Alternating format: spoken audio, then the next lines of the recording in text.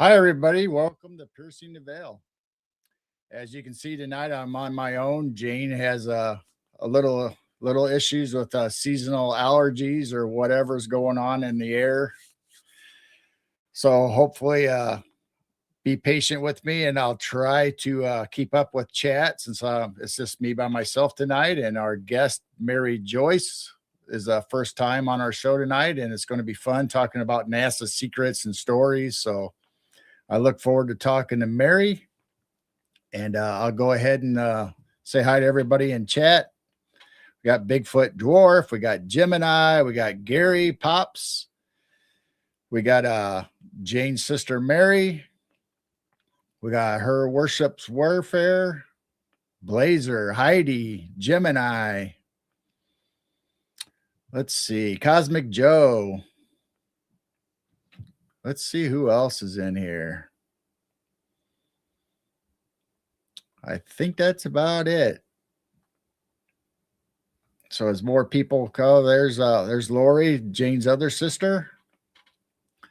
Let me pop chat right on the screen so you guys can see it as it scrolls by tonight. And like I said, we have Mary Joyce tonight, author and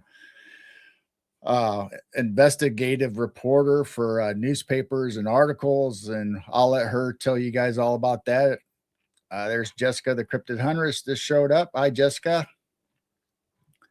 But I'll go ahead and bring Mary up, and we'll get going with the show. Hi, Mary. Welcome. Thank you. Good to see you. So I had seen you on other people's shows, so I reached out to you. And originally I saw you talking about kind of like the paranormal and Bigfoot, I think on NCI, North Carolina Investigates.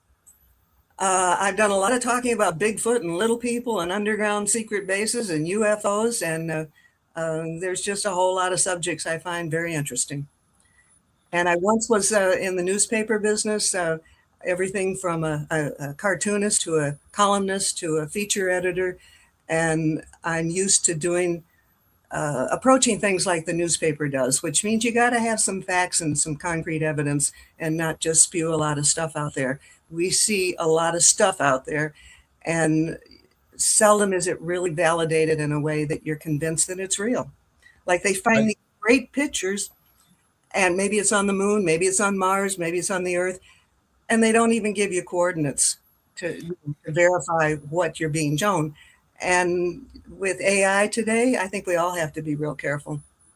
Right. It's hard to tell. I mean, even me, I use AI once in a while to make thumbnails and pictures once in a while, but never to fake anything or evidence or anything. But me knowing how AI works, I still have to look at something and say, okay, is this real? Is this, and even videos are so hard to tell anymore if it's the real thing or not.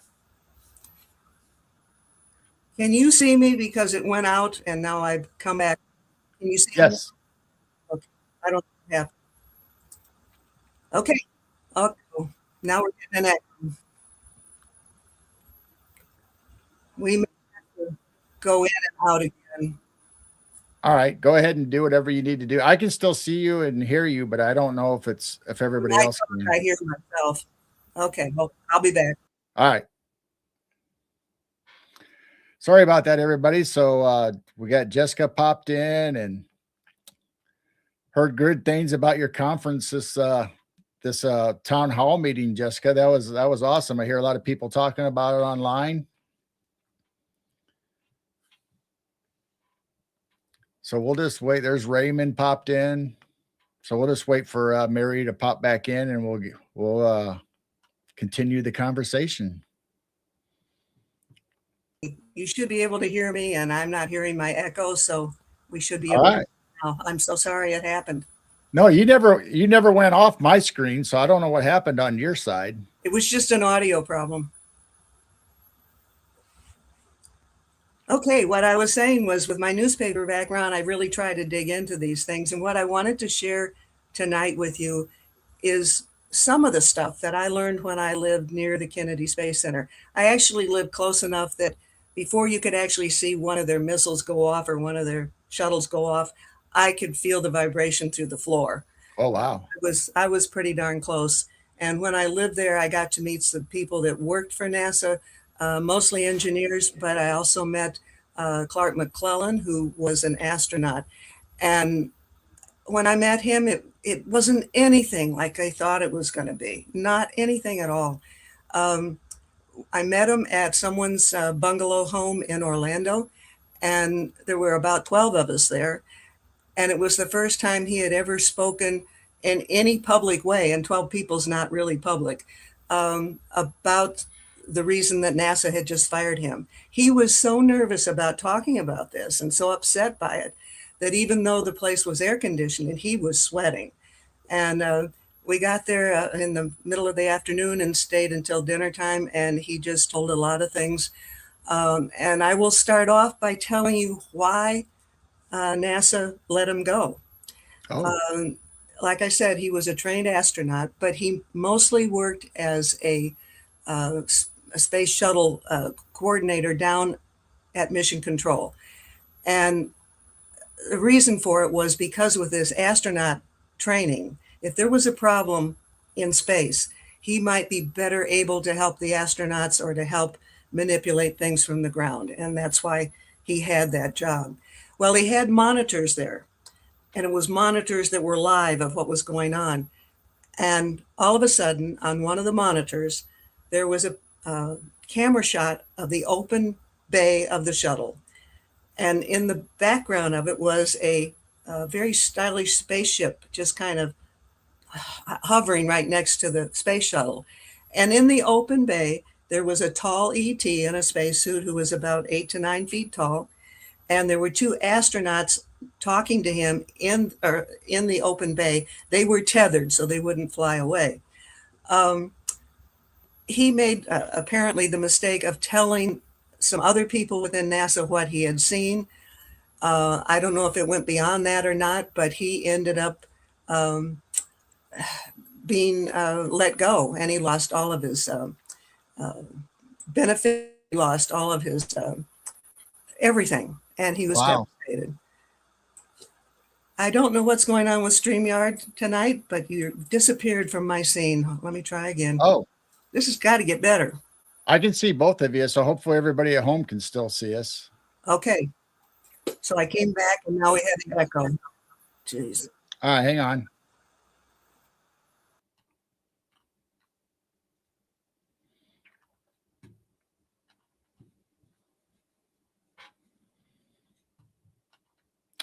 Sorry, everybody. I don't know what's going on tonight. I'm sure Mary will pop right back on and we'll continue. And I'm not sure if I've ever seen that video, if it was ever published. But I do remember people talking about the space shuttle. There you are. I will keep my fingers crossed. Let's just start over again. You go ahead. All right. I was just saying, I'm not sure if I've ever seen that video, if it was ever published with the alien ship outside the cargo bay. It never was. Clark McClellan had natural artistic abilities, and he did a very detailed sketch of it, and then he had a professional artist complete it as close as they could to what he had seen. So if you've seen anything like that, it would have been that illustration of what he saw. But the poor man, when you lose everything and nobody will hire you because you get blackballed, and this poor man had worked there well over 30 years. Wow. He was not only devastated by that, but his girlfriend was Judith Resnick, who had died in the shuttle disaster or the space disaster in, I think it was 1986. I do want to emphasize that when I met Clark that day, it was in August of '89. That's real important to say, because in anything that's he's written or that you see about it, it says all this happened in '91. He did that to protect the other astronauts. In Oh, in 1991, there were quite a few space missions at NASA. So it would be really hard for either NASA or the media to track down the astronauts that were actually tethered in the open bay of the shuttle. So he did it. The real date was '89. And it's not elaborate, but I do keep a diary. So I double checked to make sure I had it right. And it was in August of that year. wow. So I learned a lot from him. And one of the reasons that I learned a lot from him is because he was a good friend of Werner von Braun. And Werner von Braun was brought over here with Operation Paperclip after World War II. They brought in over 1,600 German scientists and engineers and technicians. And our whole space program was based on the knowledge of these people. And Werner von Braun became the head of what was to become NASA.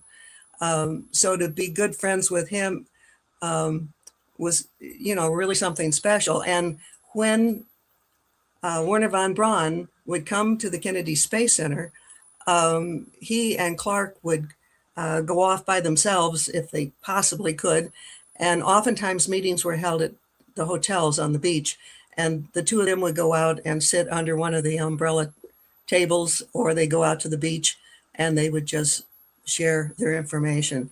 And it's real important to realize that his friendship was over 7 years, from 1959 to 1966. So everything that von Braun told him was told to him before we ever had a shuttle or a space satellite going around Mars. That didn't happen until 1971. So all this information this man knew before we ever got really good images of Mars. And that's Wow. important to keep in mind, because it shows you how much he really knew before anybody else knew it. Um, let's see here. I'm going to start with Mars. He had some fantastic things to say about Mars. And normally I do not read things, but when you're quoting somebody or like Werner von Braun, it's important to get it right. And so I make it, I just choose to do it when I get into subjects like this. And this is Clark talking about von Braun. He said, von Braun thought we would eventually find evidence that life had evolved on the red planet hundreds of thousands of years ago. He even alluded to the possibility of our discovering ancient ruins of buildings or technology on the planet's surface during future orbital, photographic, or manned Mars missions. So he was seeing this before we ever had any of those missions. He said he would not be surprised that some type of life was still surviving. I'm going to just shovel my papers around here. There's a man, his name is Hayam Ashid, and he was in charge of the Israeli space security for 29 years, or almost 30 years. And he has a wonderful reputation. And he decided he was going to come clean with some of the information he had. And so he had one of his statements published by the Jerusalem Post in December of 2020. And the reason I'm pulling it up is I just want to read two sentences from that statement. First one: there's an agreement between the US government and the aliens. Second sentence: there's an underground base in the depths of Mars where the alien representatives are, and also our American astronauts. So would that agreement been the Eisenhower agreement or a different agreement? This has to do with, no, it goes beyond that, because they're talking about doing work with the astronaut or with the ETs on Mars itself. That wasn't part, as far as I know, of what was agreed upon with Eisenhower. That had more to do with exchanging technology, and many people believe that Eisenhower, that the ETs were allowed to do some of the abductions in exchange for Right. technical Okay. information. So it's a completely different agreement then. Totally different. Totally All right. different. I'll go back to quoting him. This is Clark talking, and he said, Von Braun also alluded to the two moons of Mars and their small size, saying they may have been captured asteroids. These were remnants of the planet that once orbited between Mars and Jupiter. He continued by stating that there was a possibility that the race on Mars were forced to escape their planet due to the destructive force that perhaps tore the planet apart that was between Mars and Jupiter eons ago. After all, their closest habitable neighbor was Earth. He then floored me with the next theory he had, that Mars may have had advanced civilization technology capable of spaceflight, that when it began to lose its atmosphere or face destruction from the planet near Jupiter exploding, they had the capability of spaceflight, which allowed them to sustain their culture by actually coming to Earth.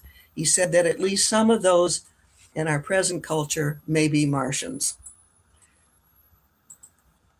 This might also explain why we have pyramids on many continents, and there have been the suggestions of pyramids on Mars, so that may be evidence of them actually coming to Earth. Yeah. Another thing that indicates that they may have come is all reports say the Martians were much bigger than we humans. And along the whole coast of Canada and the United States, in what you might call more shallow waters of the ocean, there are structures that have been found. I have many of those images in my book called Spy in the Sky. And the one that I am the most impressed with was something that looks just like an aerial view of an airport with the runways. And in my book, I have a picture of an actual runway today and a picture of the one that's in the Baja, the Bay of Baja. The only difference really was the size. The longest runways on the Earth today are not too much beyond 3 miles in length. This one was 89 miles in length. Wow. So all the structures that were found along that coast were enormous. I mean, beyond human size. And so that might explain that that's where the Martians may have first come. I wonder why they need one so long. Perhaps, I don't know. I mean, we can speculate on that. Perhaps their vehicles were very big. Perhaps there's something in their vehicles that required that kind of takeoff. I don't know. But for some reason, they were enormous. Wow. I know we talked about on our show before about the pyramids down off the coast of Louisiana. Uh-huh. So you're talking about structures underwater and stuff. So there's a lot of structures all over the world underwater. I've found them both in the Pacific and the Atlantic, and many of these images that I do have in the book called Spy in the Sky, which is like an adult picture book. And I use Google Earth, and I spent a ton of time just searching things in the ocean, Antarctica, Mars, and south of the main tourist island in the Bahamas, I found 2 pyramids. Once I posted them on my website, which is skyshipsovercashiers.com, they were almost immediately blocked out. It was almost like somebody had taken a piece of photographic imagery and like a Band-Aid put it right over it. Oh. And so in my book, I've got pictures before and after that was done. So there were pyramids in many, many, many places. And there's probably more to be discovered. Wow. Yeah, because I always see the videos and stuff coming up off the coast of Japan where they have the black pyramid or what they consider a black pyramid under the water. Yeah, that's pretty impressive. It really, really is. Another thing that von Braun shared with Clark was, well, this didn't totally come just from von Braun. During the 30 or plus years that Clark worked at NASA, he got to meet many of the top German scientists and engineers who were working at what became NASA. And I'm going to give you just a couple quotes here. One is, again, from Clark. Several Germans I worked with were very open with me. They said that Hitler and Eva did not die in the bunker that history teaches us as fact. He had a doppelganger twin take his place. That's one. Number two, they said these escaping Germans and Hitler were taken to what is called the Shangri-La of the Fuhrer Hitler. It was a base built for Hitler under the Antarctic ice. The Germans were also advanced in subterranean construction techniques, and they also built their spaceships under the ground in Antarctica. And one of the things that I found stunning was not everybody, so many people refer to a whole bunch of UFOs flying over Washington, D.C. in 1952. According to the German scientists, that those were the German spacecraft that they had developed. Oh, And I don't think that is too well known. And they called their vehicle the V7. And again, those vehicles were produced in Antarctica. So is any of that new to you? no, not real. I mean, you're giving it to me in a different presentation, but we've talked about like Admiral Byrd and supposedly like the aliens and Germans were already down in Antarctica, and so I don't know. I didn't know that the Washington D.C. UFOs were German. I thought they were really alien ships. I found that very interesting because that's what we've always been told. So, but we got to remember more than 1,600 German scientists and engineers were brought over here. And so they were far advanced from what was going on in any other country, clearly beyond what we were at that time. Another, So, yeah, go so ahead. then, if the Germans were so advanced, was it a mutual thing about the war ending? I mean, because if they were so advanced, you'd think we wouldn't have won the war. It does make you wonder, doesn't it? And they got help from ETs, and I have very mixed feelings about this. This is Clark quoting von Braun. The Aryans from Aldebaran arrived on Earth many, many thousands of years ago, most recently in the early 1930s. They were here assisting the German armies with weapons that were far ahead of those of the USA, Russia, and Japan. And then he also said that he had seen real ETs from Aldebaran. He described them, and the description is, quote, taller, and many have the blonde hair and blue eyes. I have others of us Germans at KSC, which is Kennedy Space Center, admit that they saw them. He said that the Earth is a nursery of many cosmic races from the stars. We are being visited by other intelligence from our stars. Wow. Now, what makes me wonder is why none of us really feel like what Hitler was doing was good. Obviously, we came in and tried to stop the war, which eventually happened. Why would those ETs be helping the Nazis? And I Right. don't have a good answer for that. I mean, it sounds like to me, and this is just me speculating, obviously, that if the Germans already had an agreement with the ETs and gave them technology, and a certain group of ETs had an agreement with the US, so maybe the ETs got together and said, okay, we're not going to have you guys destroy each other. We're going to work together. We're going to say this is how the war ended, and the Germans, are going to go to Antarctica because we got special plans for you. And then your scientists are going to help the U.S. or you're going to work on a project together. I don't know.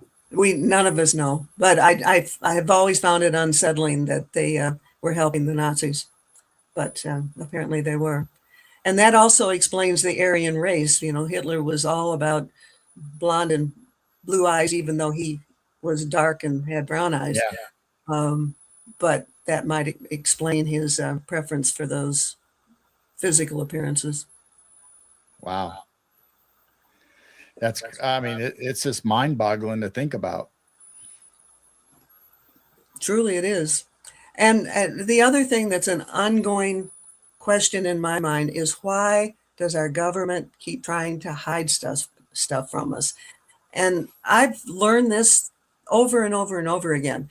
When I was using Google Earth to search for things in Antarctica, I found 2 entrances into the planet. The largest one, for sure, any kind of aircraft could fly into it. It was kind of shaped like this. As soon as I posted that on my website, which is skyshipsovercashiers.com, it was like somebody took black ink and poured it over it. I kept checking back on this, and the cover-up came in stages. And I'm glad I kept checking, and I'm glad I took screenshots of what I found, because I was able to put those and preserve those for everybody else to see. After they had turned the entranceways black, for a very brief time, there was a little note, or a printed note, that said Hollow Earth Entrance. Oh. And the other one said Hollow Earth Entrance 2.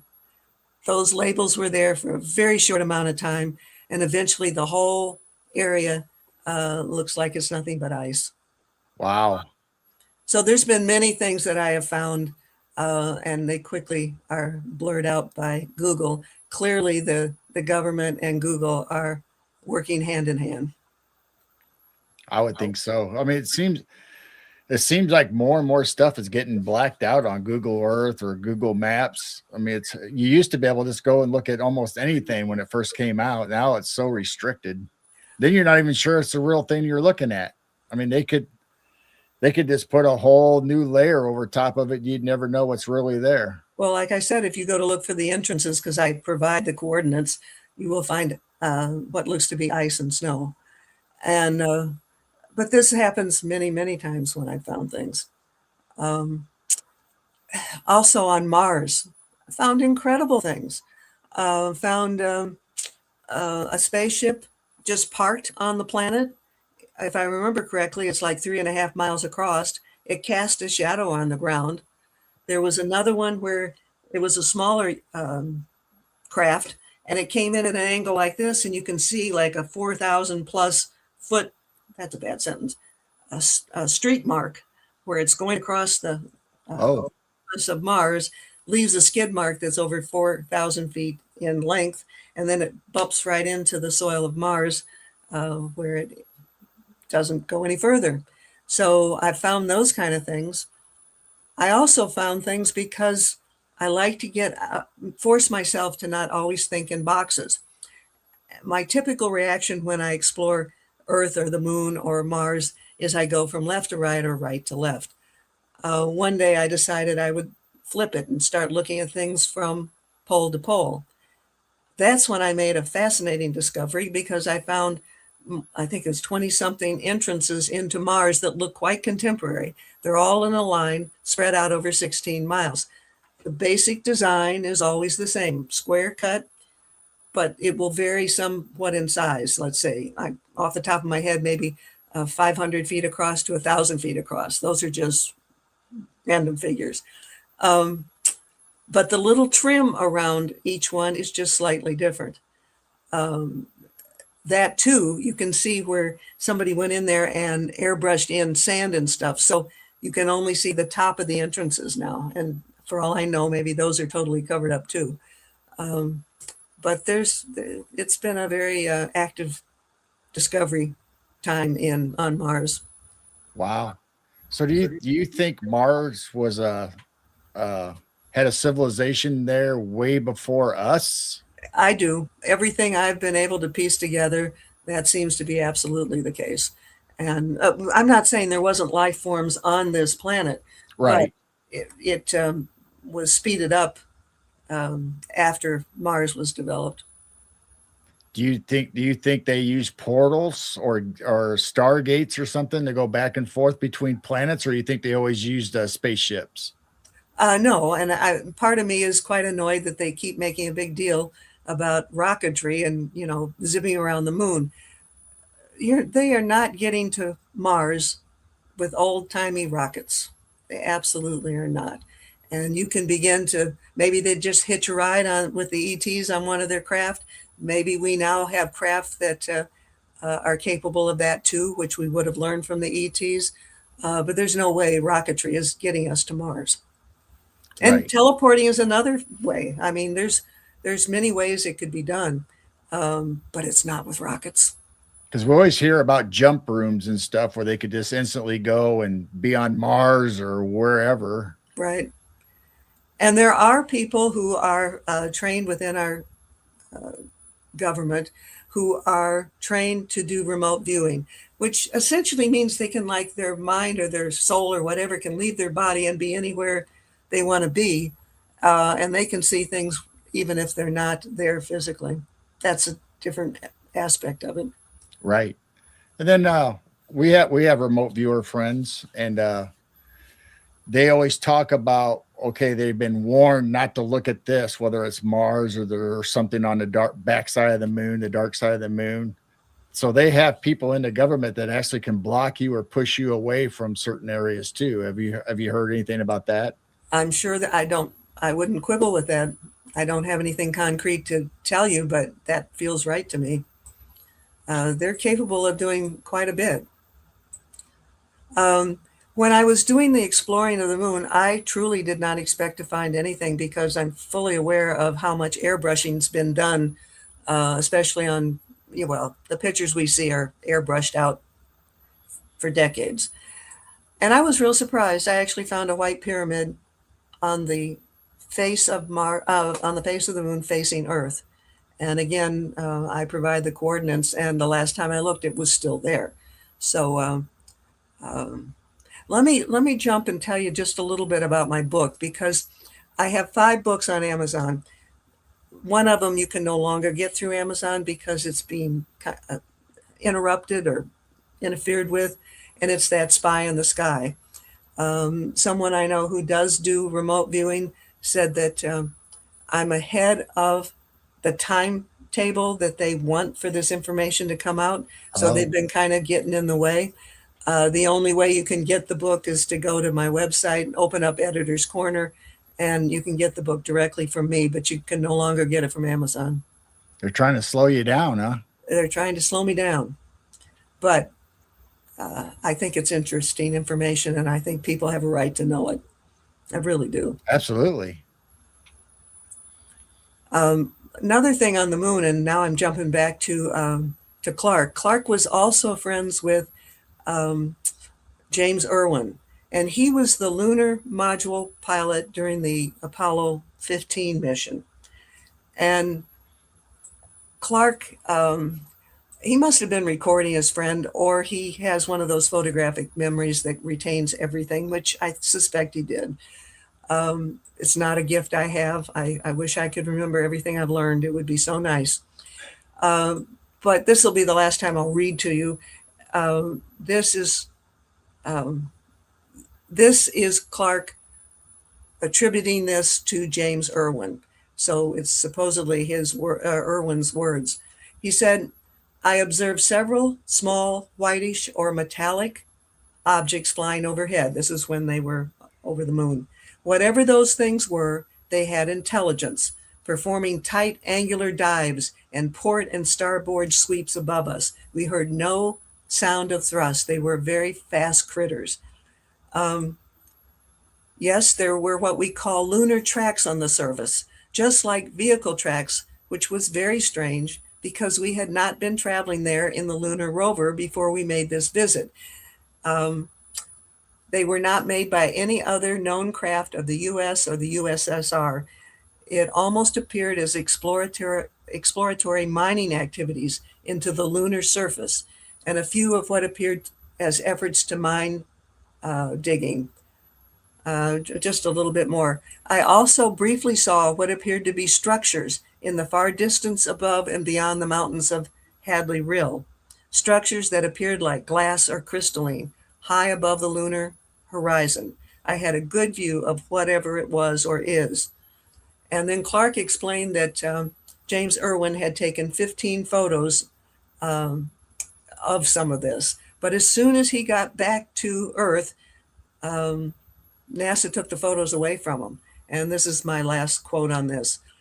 This is James Irwin who took the photos. I was able to briefly view at least one of those photos supposedly showing those strange crystal structures. And to my complete amazement, none of those structures was shown on that specific photo. It was as if all on the horizon was erased or replaced. Wow. Crystals are so amazing. I mean, I would imagine crystal technology is probably way advanced on Mars or the other civilizations compared to how we use crystals. And we do use them in our computers. So Right. for whatever reason, they retain data at a minimum. Yeah. I mean, we use crystals in all of our technologies, whether it's watches, clocks, computers, phones. They're everywhere, but I just don't think we utilize them like they should be utilized. They have to have so much possibilities in them that the other, like on Mars or the other alien races, are using them way more advanced than we are. I would suspect that.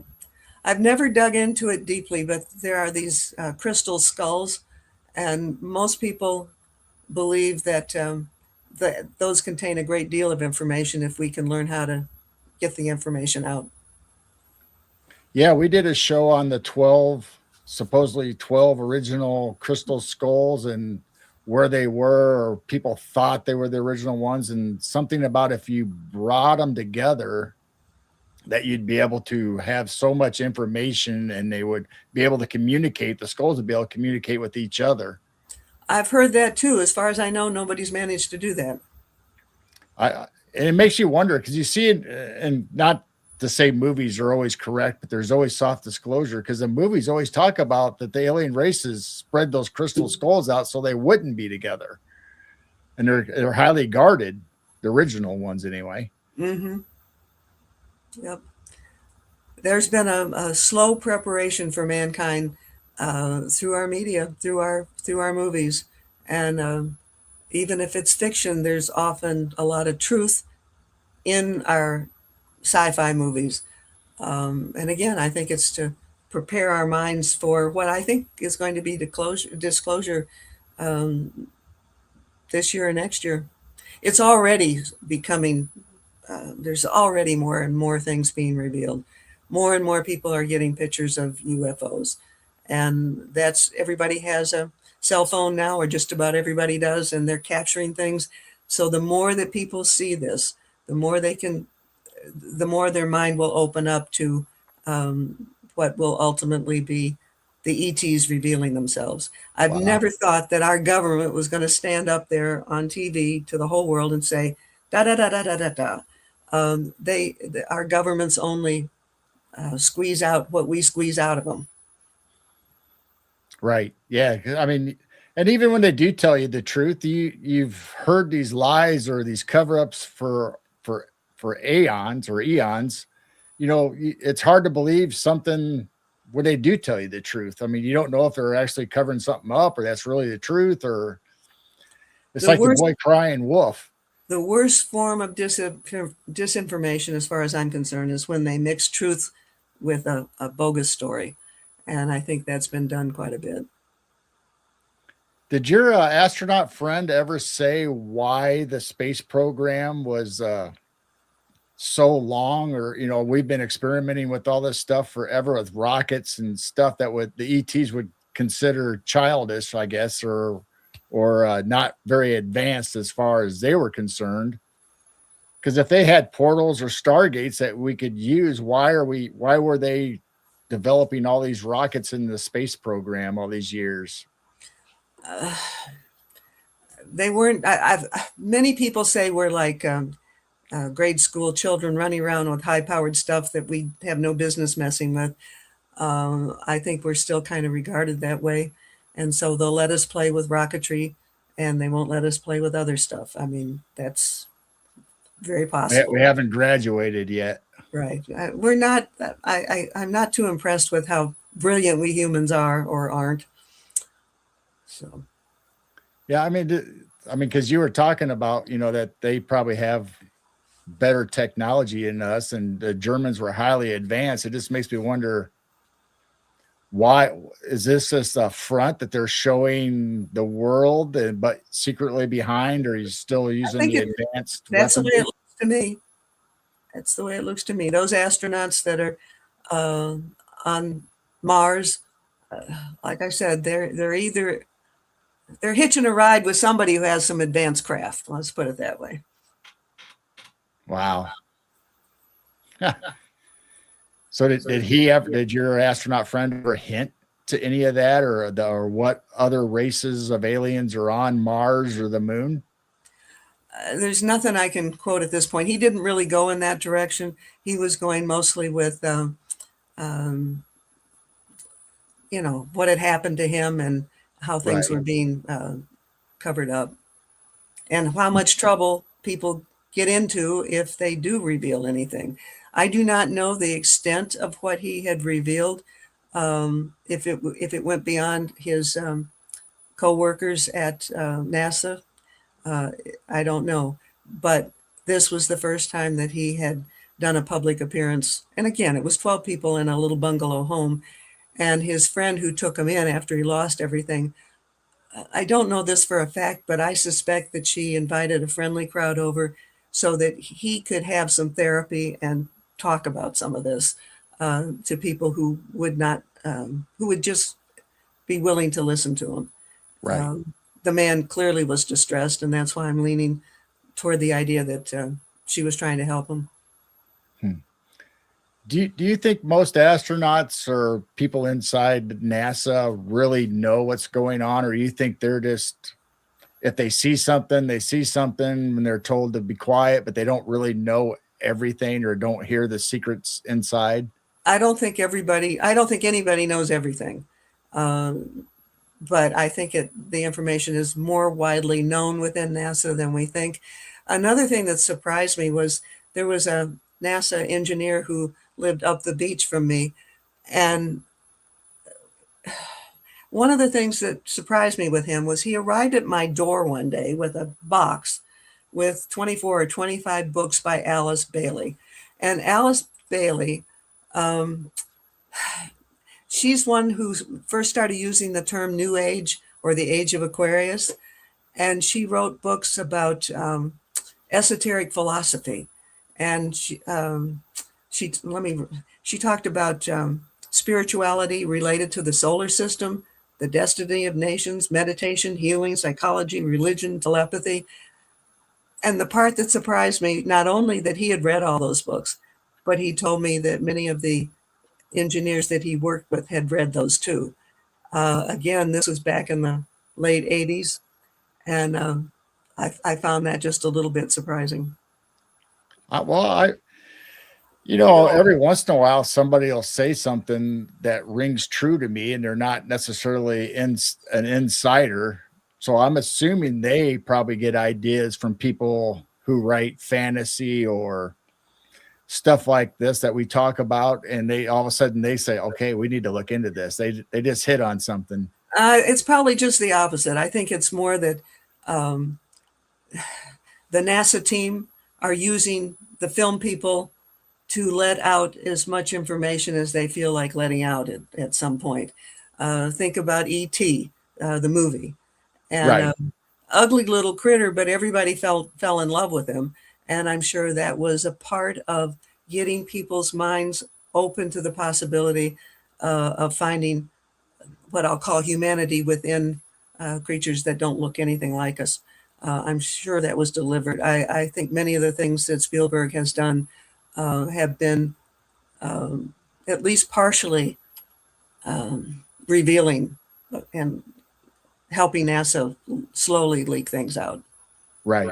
Yeah, I wasn't necessarily talking about the movies or anything as far as soft disclosure. I was talking about free thinkers or people who are in the astral all the time. They'll write a book or a paper and they'll mention something. And I think the higher ups in the government are they pay attention to these certain people that dive Okay, into those. I would agree with you because, like I said, who would think the engineers at NASA would read Alice Bailey books? I certainly didn't.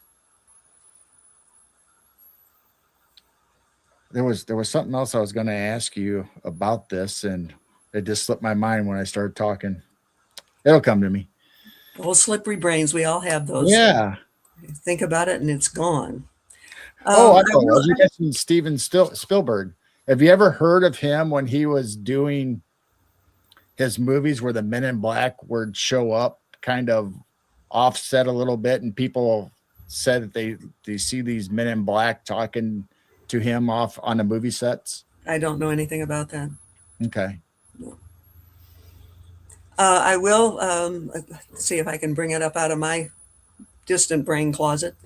There was a woman, and I'm sure her name will come to me shortly. I think her last name was Hare, and she worked in the photographic section. She'd gotten many awards. Um, very qualified woman, and she talked about how they airbrush things out of the photos. And one of her stories that really sticks in my mind is that she was at an office where she also worked that was off of campus, so to speak. And a man came in who worked at NASA and he had a big gash on his head. She got into a conversation with him, and he was a guard near the photographic area where she worked. And he was given the job of disposing of UFO photos. And somebody was guarding him, and he took too long to look at some of these photos before he destroyed them. And he was hit over the head with a rifle butt. Wow. And, you know, I find that, I don't know, you just better be careful. I mean, it's just like you hear the stories how they don't have the original videos of the moon, the moon and stuff, that they had to dig them up or recreate them, or the technology to go to the They moon. recreated them because they didn't want us to see what was totally in those photos. Okay. Because you always hear the stories where they lost the tapes or they lost the data. It's like, I can't believe they would let something like that slip out of their hands.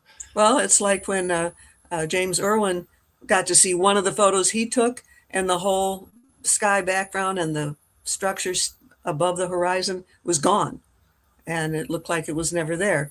And that adds to the idea that the whole thing was fabricated, because you don't see stars in the background, you just see black. Right. But that's a form of manipulation too. It's just like peeling an onion, isn't it? There's so many layers to this. Seems to be, but the layers are coming off more quickly now. I really am convinced that between now and 2027, we're going to be in a whole new understanding of our world. Wow. That'll be quite a day, won't it?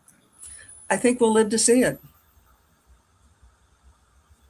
Do you think there will be a fake alien invasion? How do you think they're going to bring this all forward? Do you have any speculations? My understanding, it's in the hands of the ETs. They are deciding how this is going to be done.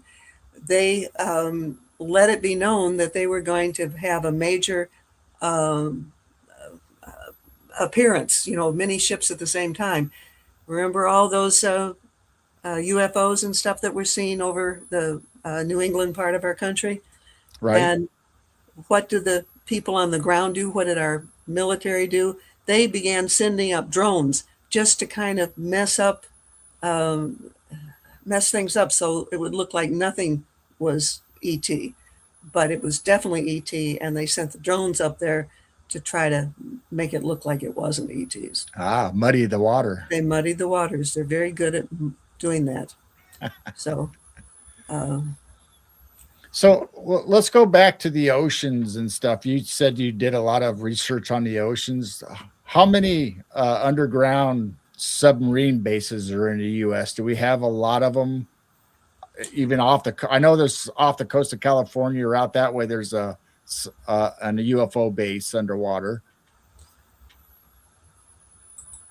I know that I did a story, I did two articles rather recently. So if you go to skyshipsovercashiers.com, on the homepage, which is more like an index, on the right-hand side, I have the most recent stories, and I have two real recently. And the information's coming from, he was some kind of lieutenant colonel. And he said there are more UFO bases under the waters than there are on the land. And of course, it's easier to hide things under the water. And by the way, I'm going to stop in here because I really hope that people will at some point take some time and go to my website. And Cashiers is spelled just like a cashier at the grocery store. Actually, Cashiers is a small mountain town here in Western North Carolina where we first began seeing UFOs and started reporting them. We've gone way beyond just UFOs, but that's how the name of the website started, skyshipsovercashiers.com.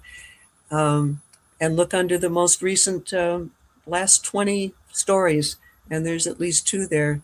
And one of them specifically talks about the UFO bases under the seas. Nice. Yeah, that's always fascinated me. That, do you think a lot of man-made lakes were to cover up UFO bases underneath? Maybe not a base, but we have one site that was once part of a Navy Defense Department facility here in Western North Carolina, and there is a small lake that is to the west of that facility. And I have not seen it, but I have heard people tell me that they've seen what I would say scout craft or smaller crafts going into that lake, and that could very well be an entrance into the underground facility. But I Wow. don't think the lake was created for that. I think I don't know, maybe it was, but Because the land that's between the small. lakes, the land between the lakes in Kentucky, or that the big government man-made lake, people say they see things coming out of the big lakes there also. I need to learn more about that place. I've only heard people talk about it with Bigfoot sightings. Yeah, the LBL, land between the lakes, is big for dog man, actually. I'm That's sure they have other stuff, but dog man definitely. That's one I've not written about, but I certainly have written about Bigfoot because we've had lots of Bigfoot stories around here. I've done a whole book on Bigfoot, and I've done a whole book on underground bases hidden here in Western North Carolina, and also about the little people. I used to think that they were just a thing of the past, but in remote areas, people still see the little people who are about 3.5 feet tall. Right. Yeah. So we covered little people, ant people, fairies. We try to cover the whole gamut. We've had shows on almost all of them. So the Appalachian little people were very, very interesting. I don't know why this is coming to mind, but I talked to a young woman who was native Cherokee. And once she realized she could trust me, she opened up and she told me a really cute story. She said when she was younger, the family would go to an area called Big Cove, which is a more remote part of Cherokee. And they had a small trailer there that they would use for cooking and for the bathroom. So when they would have family reunions, it would be there, and that would be their outlet for cooking and things. And so the kids were all playing hide and seek.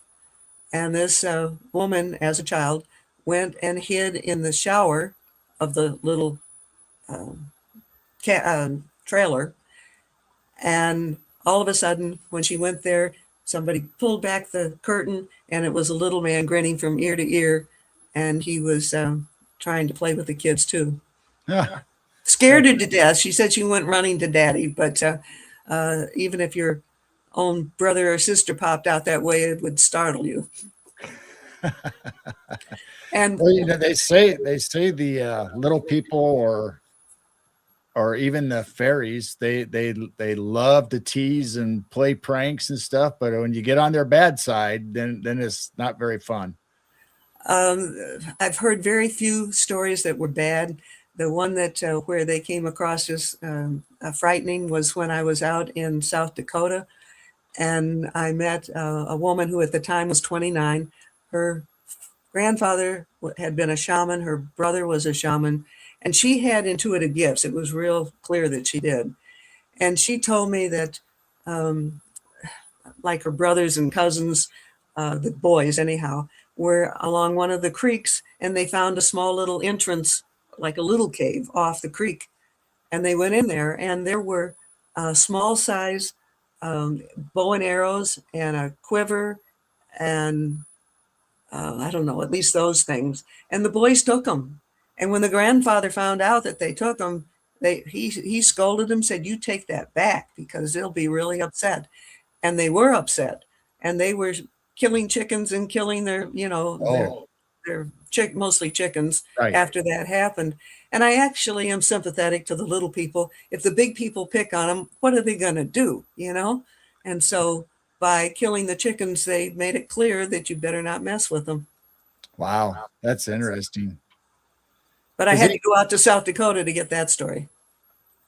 even coming from the UK or the Wales or Scotland, Ireland, you talk about leprechauns and fairy folk and all that, and it's the same kind of ways that you have certain rules or certain, if you want to say folklore, that how you deal with them and interact with them. Because like you were just saying, they can wreak havoc on you really quick. Yeah, if you and you're not going to get hurt that way, but it might be kind of very annoying.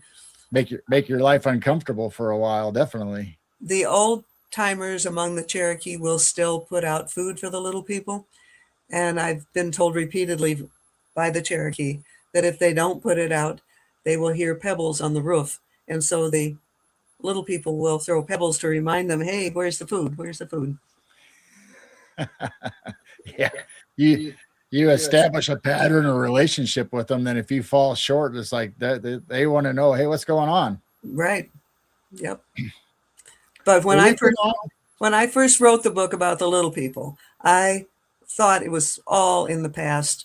And the title of the book is Cherokee Little People Were Real. After the book came out and the Cherokee found out that I wasn't going to laugh at them, I began to hear the stories about them still being active around here. Oh, nice. Well, we'll have to have you back, and we'll talk about Bigfoot, or we'll have another one about little people if you'd like to come back. And We can certainly do that sometime in the future. So, but awesome. anyhow, I think it's real important to keep these shows in bite-sized portions because people just don't sit still that long anymore if they're restless. And if they're not physically restless, they're mentally restless. And it's important to get to the point and make your point and get off stage. So we have been on almost an hour. Do you have anything on the NASA secrets or anything in closing that you'd like to tell us? Hold on. I probably should do this. This is the book right here that Clark, it's his writings, but it was put together after he died by people who cared about him. And he didn't make a penny off of this. I wish he could have because the end of his life was not all that terrific. And the short title is Space, the Final Frontier. The subtitle is Secrets NASA Doesn't Want You to Know. And so there's a whole lot more in his book than anything I would have been able to tell you. Now, is that on Amazon or somewhere? Is it still published? I'm pretty sure that's how I got it. And all of my books are on Amazon except for that Spy in the Sky. Again, you need to go to Editor's Corner on the homepage and it'll tell you how to get it. Okay. Okay. Well, thank you for coming. Don't go away. I'm just going to say goodbye to everybody in our chat. And I want to talk to you for a couple minutes after the show. So thank you, everybody, for showing up. Please go over to Mary's website and her YouTube channel. I have them all down in the description. And if I can get the link for the the book he just showed us, The Final Frontier. I'll put that in the description also so people can find it. So we appreciate you all coming, everybody, and thank you. And I hope I didn't miss any questions or anything, but we'll definitely have Mary back, and maybe we'll do little people or Bigfoot, or maybe, you know, maybe it'll be a 2 or 3 show subject on those. So we'll see you next time. We love you guys. So keep looking up and keep your vibrations high.